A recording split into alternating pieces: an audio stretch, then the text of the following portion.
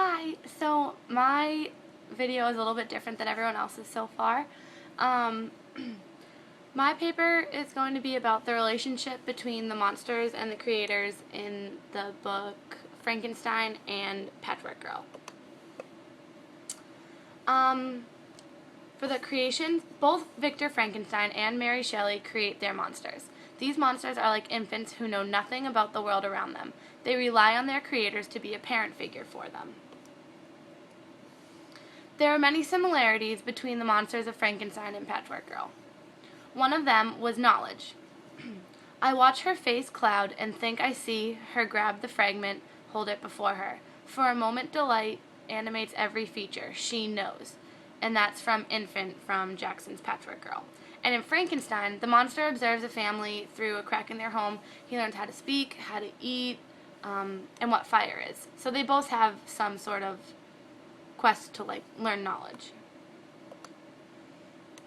Another similarity is fear. Both creators are afraid of their creations at first. Am I afraid? Terribly. I know this is no sport. And that's from Infant from Jackson's Patchwork Girl. And unable to endure the aspect of the being I had created, I rushed out of the room and continued a long time traversing my bedchamber, unable to compose my mind to sleep. And that's from Frankenstein chapter 5, right after Victor creates the monster and he sees how terrified he is of him and how he just ran away from him because he was so afraid. Another similarity is regret.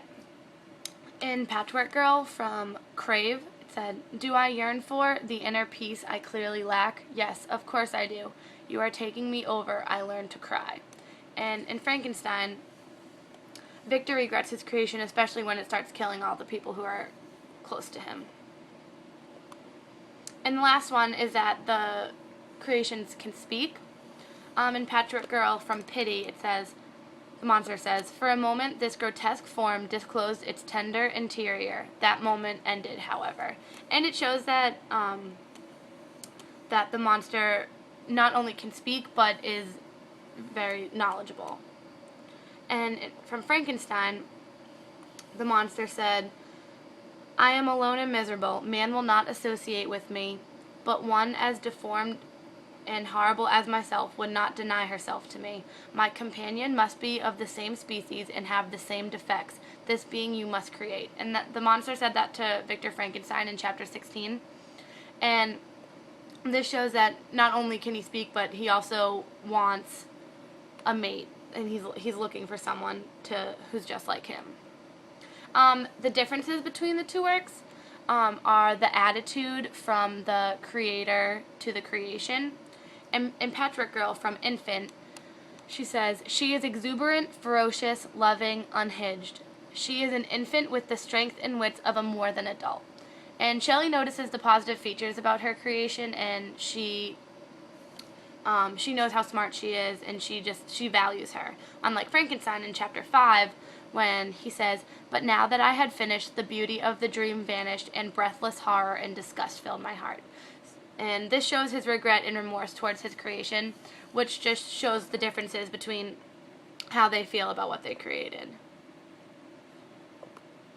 The second one is concern for the creation. In Patchwork Girl and Infant, she said, "Her upper lip draws back so hard the skin whitens and I fear for my needlework." She actually is concerned for the creation, unlike Frankenstein, who in the end sets out to kill him if it's the last thing he does.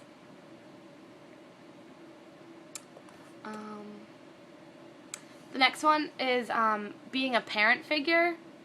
In Patchwork Girl, in Infant, she says, "I owe her my guidance if she will have it." And in Crave, she says, "I crave her company, I even crave the danger," which is so different from Frankenstein, because in chapter 4, he says, a new species would bless me as its creator and source. Many happy and excellent natures would owe their being to me. No father could claim the gratitude of his child so completely as I should deserve theirs." And this is before he creates the monster, when he thinks that it would be a good idea and that he could create a bunch of them and they would all love him and they would be all of his his children. But in chapter 5, when he said, "I beheld the wretch, the miserable monster whom I created," that's when it shifts from before he was created, he wanted to be such a loving father figure, and now he despises the creation. He wants nothing to do with it. And then in chapter 20, the monster says, "I had feelings of affection, and they were requited by detestation and scorn." So at first the monster wanted a relationship with its creator, but Victor never gave anything back to him. And then one of the big things I noticed was love, and from creator to creation. And Shelley grew to love her creation, and Victor grew to hate his. Patrick Girl from I Lay. It says, "Last night I lay in her arms, my monster, and for the first time laid my hand on her skin."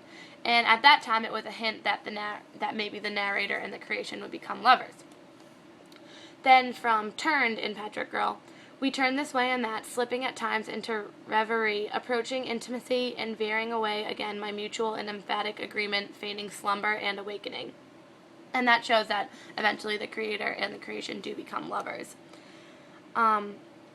And then from Female Trouble in Patrick Girl, she said, "I wish that I had cut off a part of me, something Percy would not miss," her husband, "but something dear to me, and give it to be a part of her."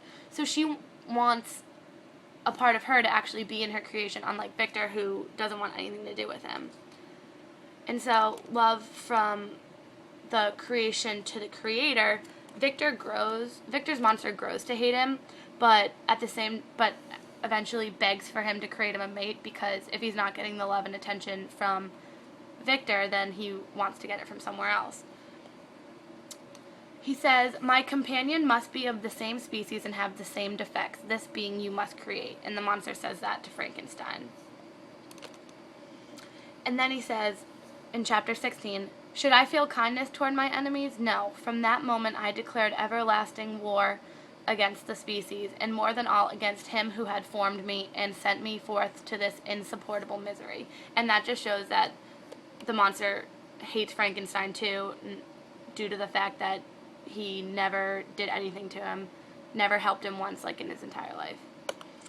So that wraps up the preliminary research regarding the ups and downs and twisted relationships between Mary Shelley, Victor Frankenstein, and their creations. Thanks.